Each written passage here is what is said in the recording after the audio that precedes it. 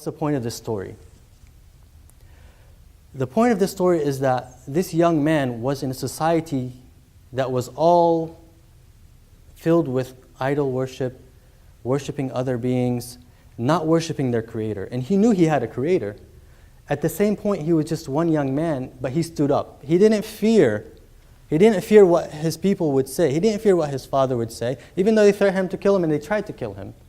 So even this king now, since he was defeated, even this king tried to kill Abraham. But Abraham said, no, I have one creator. It's not these idols.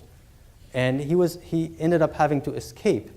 Now, from all his talking and telling his people, just worship one creator, your maker, he only had one person believe in him initially, which was Lot, from biblical Lot, which was his nephew. So Lot believed in him. And later on, his future wife, Sarah, believed in him as well. So from his entire town of Iraq or Babylon, only 2 people believed in him. So all 3 of them got up and they started making their way towards the west. On their way, they ran into another town called Harran. It's between Iraq and greater Syria area, where he found people not worshiping idols, but now these people were worshiping stars.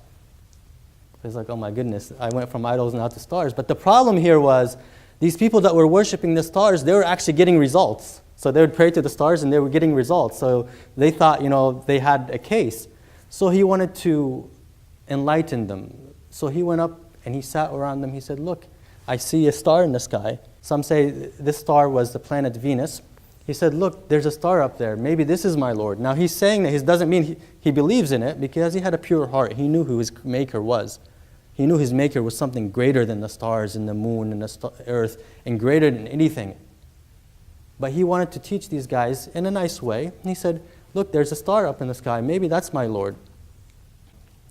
But then the star, he saw something bigger than the star. He saw the moon. He said, no, I don't want to worship the star. Now, of course, he's not going to worship it, but he's giving a conversation with these people who worship the stars. He said, let me worship the moon. This thing is bigger. I want something that's grander. But then the moon went away. And he said, you know what? The moon went away. I don't want to worship something that goes away. And then the sun came up. He said, wow, look, this sun is huge. It's bright. Maybe this is the God, And then the sun went away as well. The sun went away. So he said, oh, my people, indeed, this is great error. You're worshiping the sun and the stars and the moon. What if you wanted to call your God during the nighttime and you're worshiping the sun? The sun's not around. How is it going to answer you? Or what if you want to call your God in the daytime? It's the moon. That's what you think, but it's not there. How is it going to answer you? So he was trying to make some logical, rational arguments with these people. Of course, they didn't want to listen to him. So he said, indeed, I have turned my face toward that one who created me, my maker, and created the heavens and the earth, inclining towards truth, and I'm not from those who associate worship with my creator, with Allah, my creator.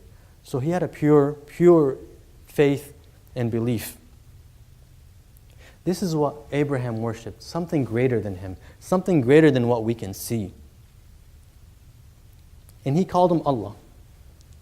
Now, if you want to look at the literal or linguistic word of Allah and try to break it down in Arabic, some say you can break it down to meaning al-ilah, or mean the God. Ilah comes from Ilah or Elohim, from if you look at Hebrew or Aramaic. So if you look at, for instance, in the Bible, there's a verse in there when Jesus was calling out to Elohim. I won't get into that, but this is the same root word. Okay, so if you look at the Arabic, al-ilah, or the God, but the best translation, and I won't get into this, the linguistic part, but just for the sake of the rest of the talk, Allah is the proper name of the Almighty God that Abraham worshipped, and it means the one who is deserving of worship. That's it. We can just leave it at that for now. The one who is deserving of worship, meaning our Maker, our Creator.